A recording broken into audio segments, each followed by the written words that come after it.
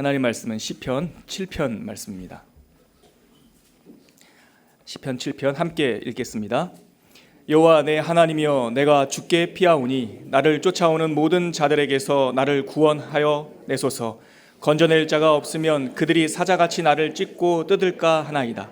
여호와 내 하나님이여, 내가 이른 일을 행하였거나 내 손에 죄악이 있거나 화친한 자를 악으로 갚았거나 내 대적에게서 까닭없이 빼앗았거든 원수가 나의 영혼을 쫓아 잡아 내 생명을 땅에 짓밟게 하고 내 영광을 먼지 속에 살게 하소서. 여호와여, 진노로 일어나서 내 대적들의 노를 막으시며 나를 위하여 깨소서. 주께서 심판을 명령하셨나이다. 민족들의 모임이 주를 두르게 하시고 그 위 높은 자리에 돌아오소서. 여호와께서 만민에게 심판을 행하시오니 여호와여, 나의 의와 나의 성실함을 따라 나를 심판하소서. 악인의 악을 끊고 의인을 세우소서. 의로우신 하나님이 사람의 마음과 양심을 감찰하시나이다. 나의 방패는 마음에 정직한 자를 구원하시는 하나님께 있도다. 하나님은 의로우신 재판장이시며 매일 분노하시는 하나님이시로다.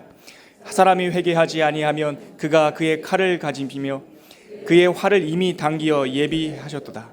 죽일 도구를 또한 예비하시며 그가 만든 화살들은 불화살들이로다. 악인이 죄악을 낳으며 재앙을 베어 거짓을 낳았도다. 그가 웅덩이를 파 만드며 제가 만든 함정에 빠졌도다. 그의 재앙은 자기 머리로 돌아가고 그의 포악은 자기 정수리에 내리리로다. 내가 여호와께 그의 의를 따라 감사하며 지존하신 여호와의 이름을 찬양하리로다. 아멘.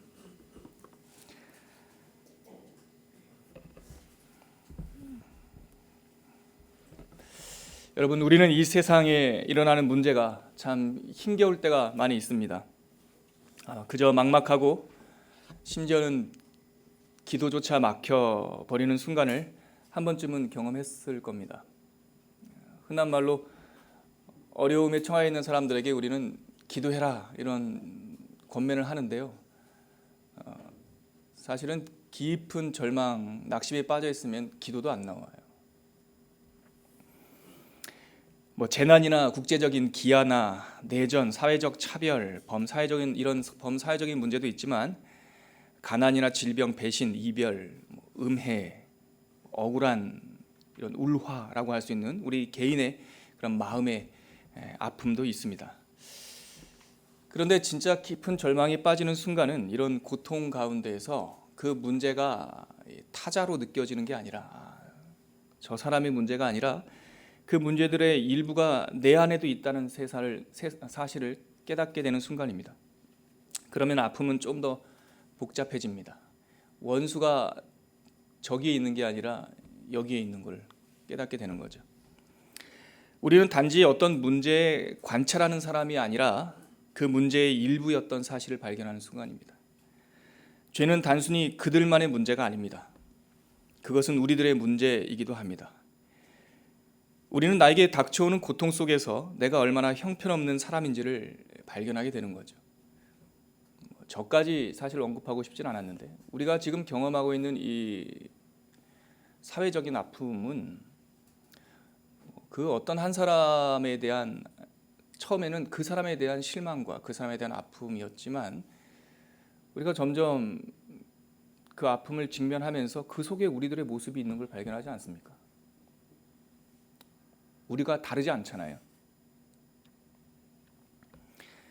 그들의 악행 속에서 우리의 죄가 발견될 때, 그들의 잘못과 나의 잘못이 만날 때 우리는 기도조차 할 수 없는 엄청난 슬픔을 경험하게 되는 겁니다. 사실 어제 본문이었던 시편 6편 기도는 다윗의 기도인데, 이 기도 속에서 사실은 우리들의 기도 제목도 발견하게 됩니다. 우리 어제 본문이긴 하지만 우리 시편 6편 6절에서 8절까지 말씀을 한번 읽어볼까요? 같이 한번 읽겠습니다. 시작.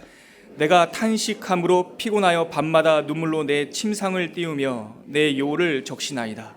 내 눈이 근심으로 말미암아 쇠하며 내 모든 대적으로 말미암아 어두워졌나이다.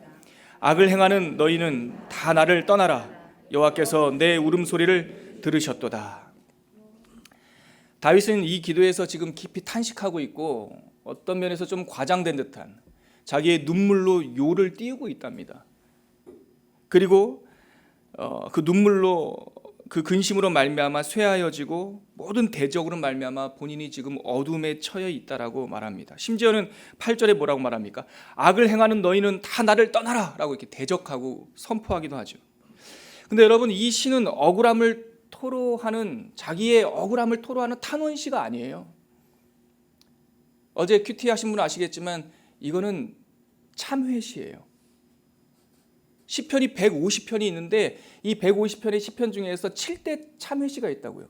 여러분들이 잘 아는 시편 51편, 밧세바를 범하고 나서 다윗이 참회하는 그 시, 하나님 내가 죽게 되었습니다. 주의 성신을 나에게 떠나지 말아 주시옵소서. 우슬초로 나를 정결케 해 주십시오. 자기의 죄를 참회하는 시가 시편에는 7개가 있단 말이에요. 그 참회 시의 첫 시작이 어제 시였던 6편이에요. 그런데 방금 읽었던 이 대목을 보시란 말이죠. 6절, 7절, 8절 보세요. 원수에 대한 대적하는 기도가 나오지 않습니까? 다시 말해서 다른 사람을, 다른 그 원수와 죄악을 대적하는 듯한 탄원시, 하나님 저들이 나를 공격합니다. 하나님 나를 구하여 주시옵소서라고 하는 이 탄원하는 기도와 자기 내면에 있는 죄악을 고백하는 참회시는 동전의 양면과 같아요. 우리가 원수를 바라보면서 사실은 그 안에서 나를 바라보고 내 안의 연약함을 바라보면서 이 세상에 만연한 원수를 바라본단 말이죠. 제가 모두에 말씀드렸지만 우리가 어떤 큰 어려움을 당할 때 처음에는 그것 때문에 당황해요. 근데 그 어려움이 정말 오래되고 그 어려움이 우리 영혼의 깊은 곳까지 건들면 우리 영혼 자체가 무너진다고요.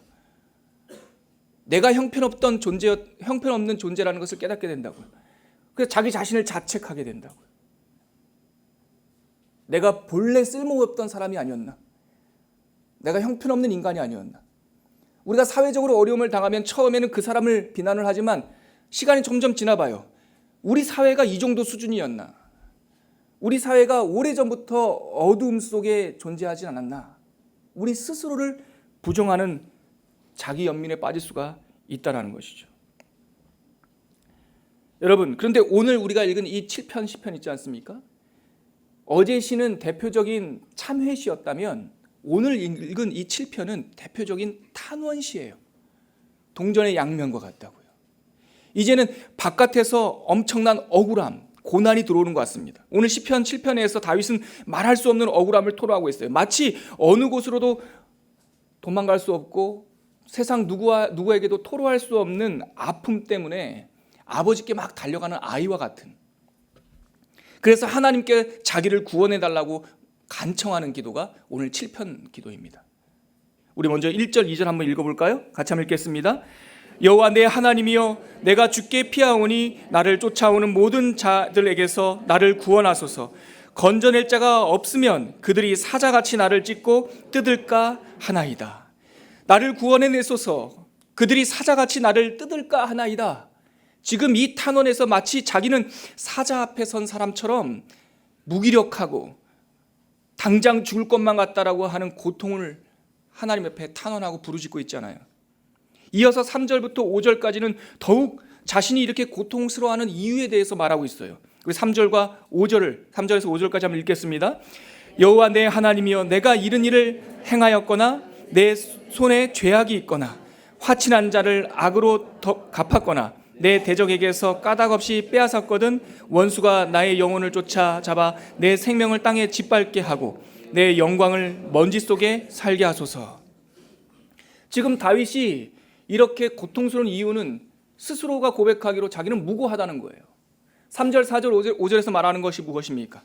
자기가 자신이 이 악인들처럼 이 사자같이 자기 앞에서 으르렁거리는 이 악인들처럼 자기가 이런 일을 행하였거나 아니면 자기 손에 죄악이 있거나 아니면 자기가 화친한 자를 악으로 갚았다거나 아니면 대적에게서, 심지어 대적에게서조차 자기가 까닭없이 빼앗았다면 자기의 영혼을 그냥 던져버려 달라는 거예요.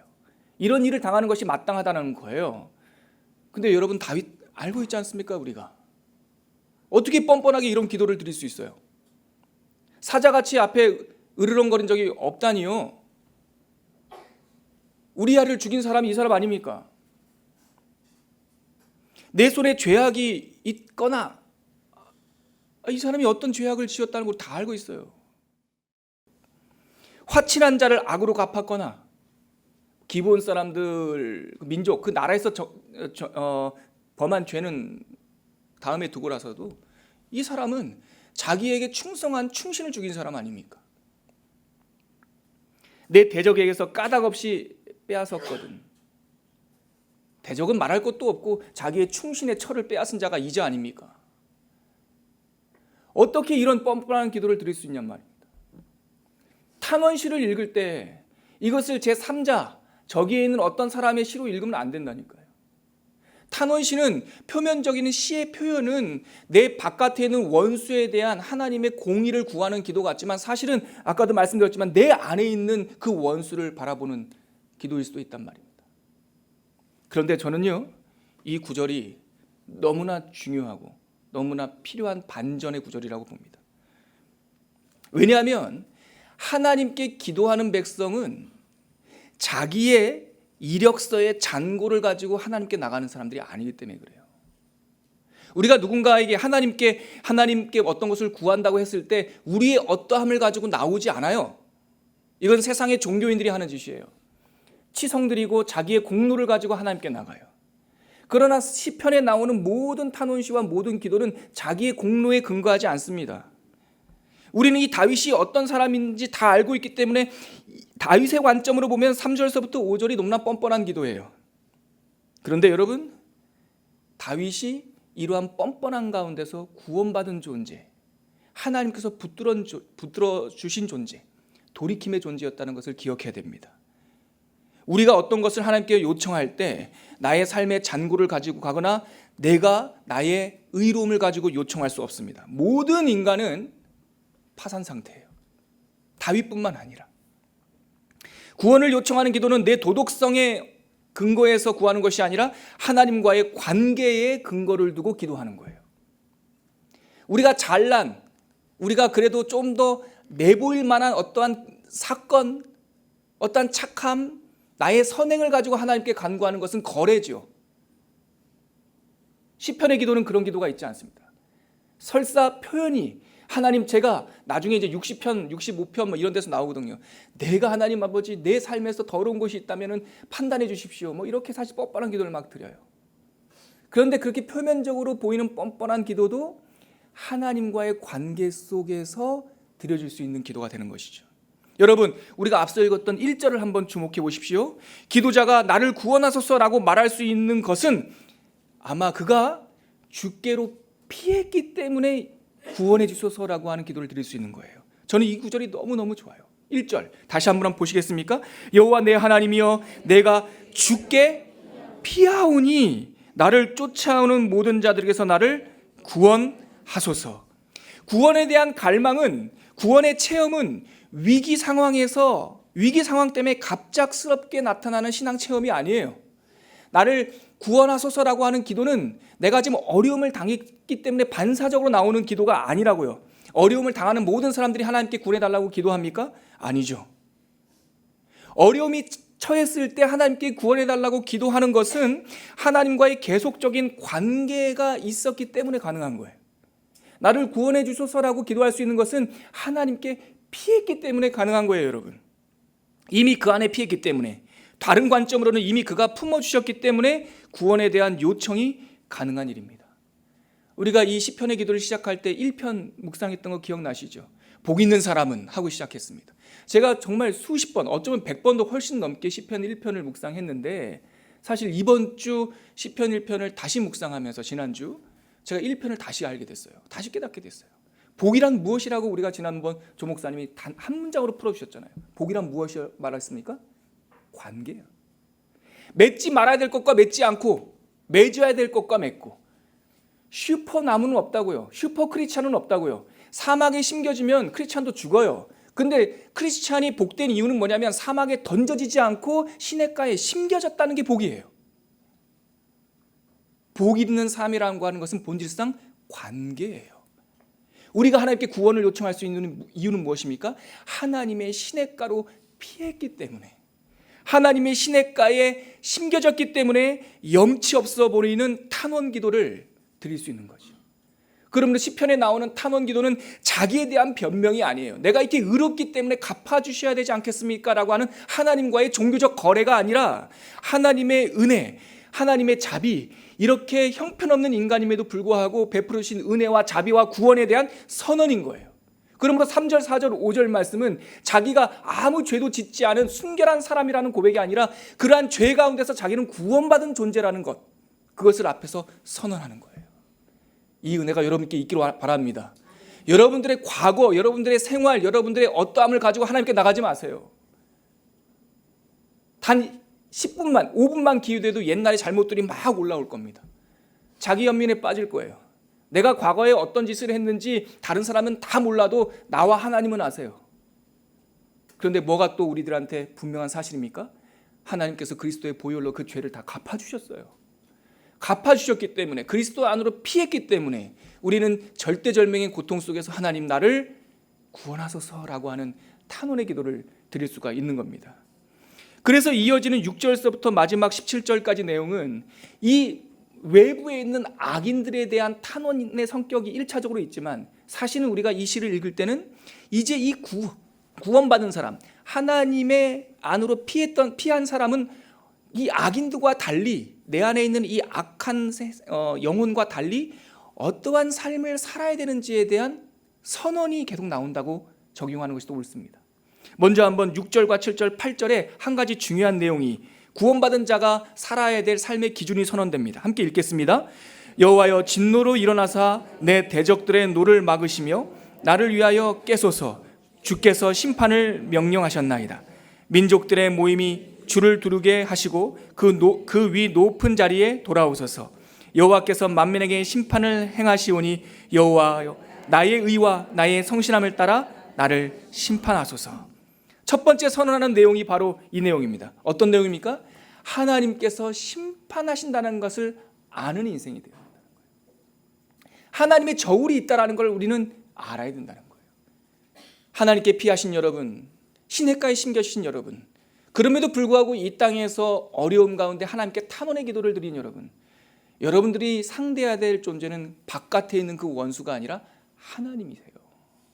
원수는 이 근처까지만 오지 우리를 건들지 못해요. 그러면 그 원수의 시련과 고통 속에서 하나님 우리에게 어떠한 교훈을 주십니까? 우리 자신을, 우리의 영혼을 스스로 돌아보게 한다는 것이죠.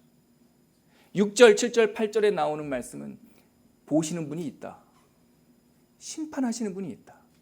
1차적으로는 그 원수와 너 사이에 구원받은 너희들에게 하나님께서 네 편이 되주신다라고 하는 말씀이 되지만, 2차적으로는 너의 영혼 속에 하나님이 마치 안 보는 것처럼, 하나님 없는 자처럼 살고 싶어하는 본성이 있지 않냐. 하나님께서 심판주로 우리를 판단하신다는 사실을 명심하고 살아야 된다라고 하는 내용이 6절에서 8절까지 있습니다. 두 번째 선언은 9절에서 11절까지입니다. 함께 읽겠습니다. 악인의 악을 끊고 의인을 세우소서. 의로우신 하나님이 사람의 마음과 양심을 감찰하시나이다. 나의 방패는 마음이 정직한 자를 구원하시는 하나님께 있도다. 하나님은 의로우신 재판장이시며 매일 분노하시는 하나님이시로다. 두 번째 이 구원의 은혜를 가지고 선포하는 내용은 뭐냐면, 나의 방패는 나의 능력이나 나의 생각이나 나의 의로움이 아니라 나를 구원하신 하나님께 있다라고 하는 선언입니다. 우리의 방패가 누구에게 있다고요? 하나님께 있다. 우리를 지켜주시는 분이 하나님이시라는 겁니다. 그 말은 저 멀리서 어떤 초자연적인 은혜로 우리를 지켜주신다는 것이 아니라 이 내 머리 위에 있다, 방패는 여호와께 있다라고 하는 말씀은 내 삶에, 나의 구체적인 문제 가운데 하나님께서 관여하신다는 내용이에요. 분노하신 하나님께서 일어나신다는 뜻은 나의 삶에, 우리들의 이 사소한 삶에 하나님께서 함께하고 계신다는 선언이에요. 무엇을 선언하며 살아야 됩니까? 하나님께서 내 인생의 방패이시오, 하나님께서 내 삶에 구체적으로 함께하신다라고 하는 믿음의 고백입니다. 마지막 선언은 바로 12절에서 16절까지 말씀인데, 그 내용은 회개하라는 내용입니다. 12절 말씀 보시죠. 사람이 회개하지 아니하면 그가 그의 칼을 가시며 그의 활을 이미 당기어 예비하셨도다. 어떤 삶을 살라고 선언합니까? 회개하는 삶. 사람이 회개하지 아니하면, 이것은 부정문 형식으로 강조하고 있는 거예요. 회개해야 된다. 만약에 너희들이 회개하지 않는다면, 회개하는 삶이 너희들에게 없다면 하나님께서 진노의 칼을 갈고 있는 것과 같다. 이미 화살을 당긴 것과 같다. 13절에 보면 죽일 도구가 앞에 있고 그 화살은 불화살, 맞고 부상당하는 것이 아니라 성경에서 말하는 이 시 언어 불화살이라는 거 하는 것은 치명적인 무기를 말하는 거예요. 한번 맞으면 죽는. 회개하지 않는 그 자체가 이미 죽은 거라는 거예요. 회개하라는 거죠. 두 번째, 회개하지 않으면 어떻게 된다는 말합니까? 14절에 보면 악인이 죄악을 낳으며 재앙을 베어 거짓을 낳았도다. 회개하지 않는 삶이라고 하는 것은 이미 저주 상태에 있다는 거예요. 죄악이 바깥에 있다는 것이 아니라 내 안에 있다는 거예요. 죄가 지금 여기 배어 있다는 거예요. 우리가 힘써 무엇을 놔도 그것이 죄악이라는 거예요. 살아있는 열매를 맺지 못한다는 거예요. 회개하지 않으면 가지의 열매가 맺혀 있는데 그 열매는 독사과와 같은 거예요. 그러므로 회개하라고 하는 말씀을 우리에게 강조하시는 거예요. 또 회개하라는 말씀이 15절 16절에 보면 그가 웅덩이를 파 만들며 재가 만든 함정에 빠졌도다. 그의 재앙은 자기 머리로 돌아가고 그의 포악은 자기 정수리에 내리로다. 회개하지 않는다면, 그가 회개하지 않는다면 그 인생, 우리의 인생의 모든 하는 그 수고가 자기가 파는 무덤과 함정과 같다는 거예요. 회개하지 않는다면 너희들이 열심히 하는 그 공사, 그 수고가 너희들의 스스로의 함정이 될 수 있다는 거예요. 하나님께서 세 번째 우리들에게 이 시를 통하여 선언하시는 것은 회개하는 삶을 살아라. 만약 회개하지 않는다면 이미 진노를 받은 것과 같다. 만약 회개하지 않는다면 이미 저주받은 것과 같다. 만약 회개하지 않는다면 너희들의 삶의 모든 수고가 너희 함정이 될 것이다 라는 것이죠. 이것은 외부에 있는 원수를 향한 것뿐만 아니라 우리 자신을 향한 하나님의 교훈입니다. 다시 한번 우리가 복습해 보면 뭡니까? 하나님께서 우리를 불러주시고 하나님께서 우리를 하나님의 백성으로 삼아주셨어요. 그렇기 때문에 하나님께서 우리를 심판하신다는 것을 선언하며 살으셔야 돼요. 그렇기 때문에 하나님께서 우리 인생의 방패가 되어주시고 우리의 삶에 관여하신다는 사실을 명심하며 살아야 돼요. 그렇기 때문에 구원받은 사람이기 때문에 우리는 날마다 하나님의 집으로, 하나님의 은혜로 돌이키는 삶을 살아야 됩니다. 마지막 17절 읽고 우리가 마칠게요. 같이 한번 읽겠습니다. 내가 여호와께 그의 의를 따라 감사하며 지존하신 여호와의 이름을 찬양하리로다. 결국 우리의 삶의 목표가 뭐냐? 하나님께 감사와 찬양을 드리는 삶이 되어야 된다는 것이죠.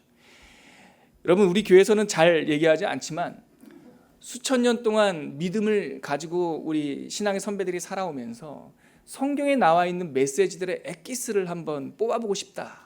그게 교리 아니겠어요? 그게 교리가 뭡니까?